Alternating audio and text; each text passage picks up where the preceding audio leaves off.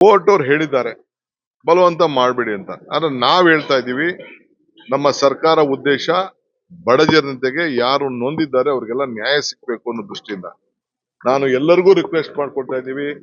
ನೀವು ನಮ್ದು ಸೇರ್ಸಿಲ್ಲ, ನಮ್ದು ಕರೆದಿಲ್ಲ, ನಮ್ಮನೆಗೆ ಬರ್ಲಿಲ್ಲ ಅನ್ನೋದು ಬಿಟ್ಬಿಡಿ. ಆನ್ಲೈನ್ ಅಲ್ಲೂ ಅವಕಾಶ ಮಾಡಿಕೊಟ್ಟಿದ್ದೇವೆ. ನಿಮ್ ಮನೆ ಬಾಗಿಲಿಗೆ ಬಂದು ಸ್ಟಿಕ್ಕರ್ ಹಾಕಿದ್ದೇವೆ. ಆನ್ಲೈನ್ ಅಲ್ಲೂ ಬಂದು ನೀವು ರಿಜಿಸ್ಟರ್ ಮಾಡ್ಕೊಳ್ಳಿ.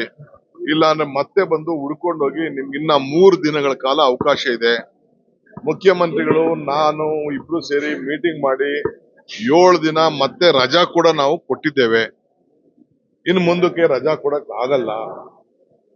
ನೀವು ಕೂಡಲೇ ಆ 3 ದಿನದಲ್ಲಿ ದಯವಿಟ್ಟು ಎಲ್ಲರೂ ಕೂಡ ರಿಜಿಸ್ಟರ್ ಮಾಡಿಕೊಂಡು ನಿಮ್ಮ ಅನುಕೂಲಕ್ಕೋಸ್ಕರ, ನಿಮ್ಮ ಸಮಾಜದ ಒಳಿತಿಗೋಸ್ಕರ ನೀವು ರಿಜಿಸ್ಟರ್ ಮಾಡಿಕೊಂಡು ನಿಮ್ಗೆ ಏನು ಅಭಿಪ್ರಾಯ ಇದೆಯೋ ಅದು ತಿಳಿಸಿ. ಯಾವ ಉತ್ತರಕ್ಕೆ ಇದಕ್ಕೆ ಪ್ರಶ್ನೆ ಕೊಡ್ಬೇಕೋ ಉತ್ತರ ಕೊಡಿ. ಇಷ್ಟ ಇಲ್ವಾ, ನನ್ನ ಇಷ್ಟೇ ಉತ್ತರ ಕೊಡೋದು ಅಂತ ನೀವು ಹೇಳಿ. ಇದು ನಿಮ್ಮೆಲ್ಲರ ಅನುಕೂಲಕ್ಕೆ. ಸೊ ಸರ್ಕಾರದ ಪರವಾಗಿ, ಕಾಂಗ್ರೆಸ್ ಪಕ್ಷದ ಪರವಾಗಿ ನಾನು ಎಲ್ಲರಿಗೂ ರಿಕ್ವೆಸ್ಟ್ ಮಾಡ್ಕೊಳ್ತಾ ಇದ್ದೇನೆ. ಎಲ್ಲ ಶಾಸಕರುಗಳಿಗೆ, ಎಲ್ಲ ಕಾರ್ಯಕರ್ತರಿಗೆ, ಎಲ್ಲ ಅಧಿಕಾರಿಗಳಿಗೆ, ಎಲ್ಲ ಸಿಬ್ಬಂದಿಯವರು ಕೂಡ ನಾನು ಮನವಿ ಮಾಡ್ಕೊಳ್ತಾ ಇದ್ದೇನೆ. ಎಲ್ಲರೂ ಸೇರಿ ಇದರಲ್ಲಿ ಪಾಲ್ಗೊಂಡು ಯಾರು ಇನ್ನು ಉಳ್ಕೊಂಡಿದ್ದಾರೆ ಅವರೆಲ್ಲರೂ ಕೂಡ ಇದನ್ನ ಮಾಡಬೇಕು. ಈಗ ಕೆಲವು ಜಿಲ್ಲೆಯಲ್ಲಿ 80% ಆಗಿದೆ, ಕೆಲವು ಕಡೆ 90% ಆಗಿದೆ. ಬೆಂಗಳೂರು ನಗರದಲ್ಲಿ ಕಡಿಮೆ ಆಗಿದೆ. ಎಲ್ಲರೂ ಕೂಡ ನಾನು ರಿಕ್ವೆಸ್ಟ್ ಮಾಡ್ಕೊಳ್ತಾ ಇದ್ದೇನೆ, ಎಲ್ಲರೂ ಇದರಲ್ಲಿ ಭಾಗವಹಿಸಬೇಕು.